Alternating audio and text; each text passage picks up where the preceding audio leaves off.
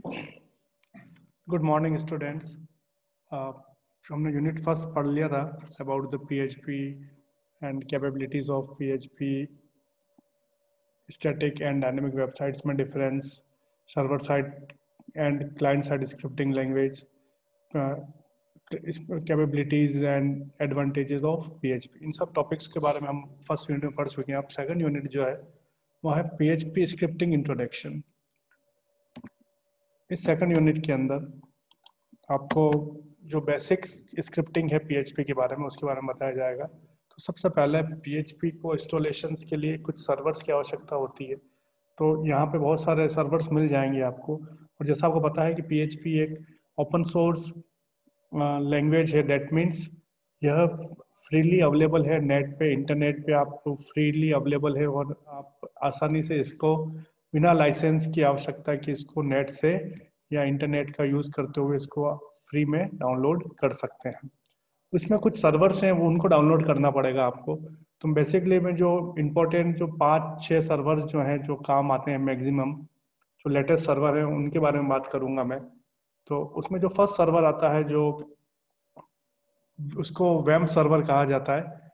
तो वैम सर्वर जो है यह 4 कॉम्बिनेशन से बना हुआ है। WAMP, W for the Windows, A for the Apache server, M for MySQL and P for the PHP। इस सर्वर को सिर्फ विंडोज प्लेटफॉर्म पर ही यूज़ किया जा सकता है। इसको लाइनेक्स या मैक ओएस और अदर किसी भी यूनिक्स, अदर किसी भी प्लेटफॉर्म पर इसको यूज़ नहीं किया जा सकता है। तो विंडोज़ प्लेटफॉर्म पे यूज़ करने के लिए सिर्फ वैम सर्वर का यूज़ किया जाता है।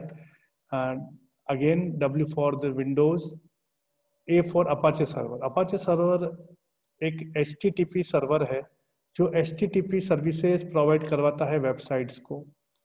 यह सर्वर लाइनेक्स पे भी काम करता है, यह सर्वर विंडोज़ पे भी काम करता है, लेकिन इस सर्वर का यही काम है कि HTTP की जितनी भी जो फैसिलिटीज़ है, जो सर्विसेज है, वो वेबसाइट को प्रोवाइड करवाता है। M for again MySQL। MySQL एक डेटाबेस है जो एज ए बैकएंड इसमें यूज़ किया जाता है। And PHP, P for the PHP। PHP एक सर्वर साइड स्क्रिप्टिंग लैंग्वेज है जो front end as a front end काम आएगी आपके। सेकंड जो सर्वर है वह XAMPP सर्वर कहलाता है। XAMPP सर्वर का सबसे बड़ी जो खासियत यह है कि ये विंडोज़, लाइनेक्स और मैक ओएस किसी भी ऑपरेटिंग सिस्टम पर ये काम कर सकता है। इसमें जो इसका कॉम्बिनेशन है मैं उसकी बात करता हूँ। X for the cross platform, that means it can work Windows as well as Linux और Mac OS. A for the same the Apache server, it can provide the HTTP services. M for the Maria database, it's a different database from the MySQL, but it is a good database. P for the PHP, and it also works on the Perl language. जो next जो server है वो आपके सामने है lamp server, LAMP lamp.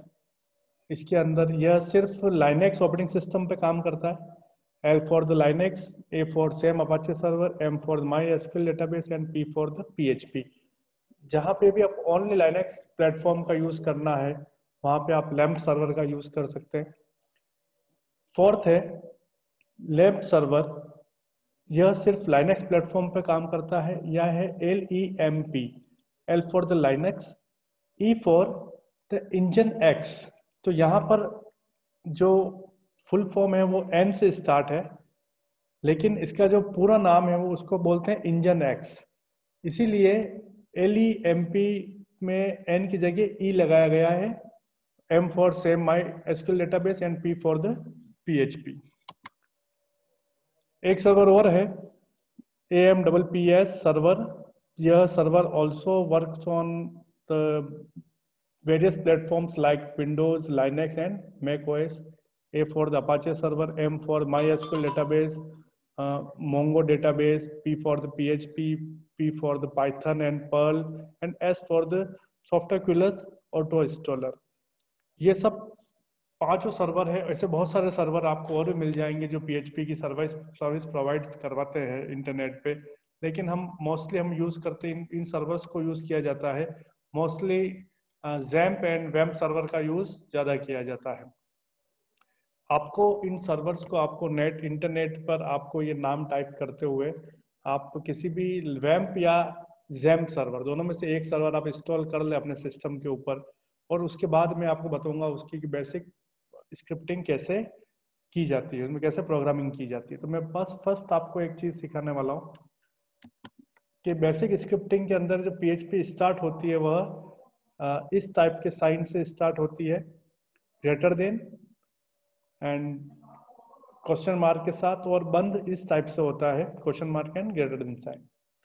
Print command जो है इसके अंदर इको के द्वारा यूज किया जाता है, और वेरिएबल डिक्लेरेशन के लिए हमें डॉलर साइन का यूज किया जाता है। जैसे कि एग्जाम्पल में डॉलर, अगर ए को मुझे वेरिएबल बनाना है तो मुझे डॉलर लिखना पड़ेगा।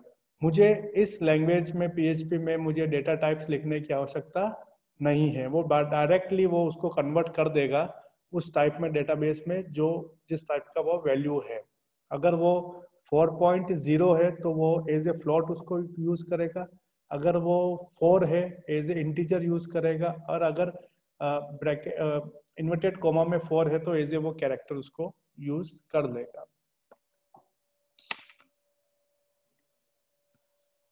Thank you so much.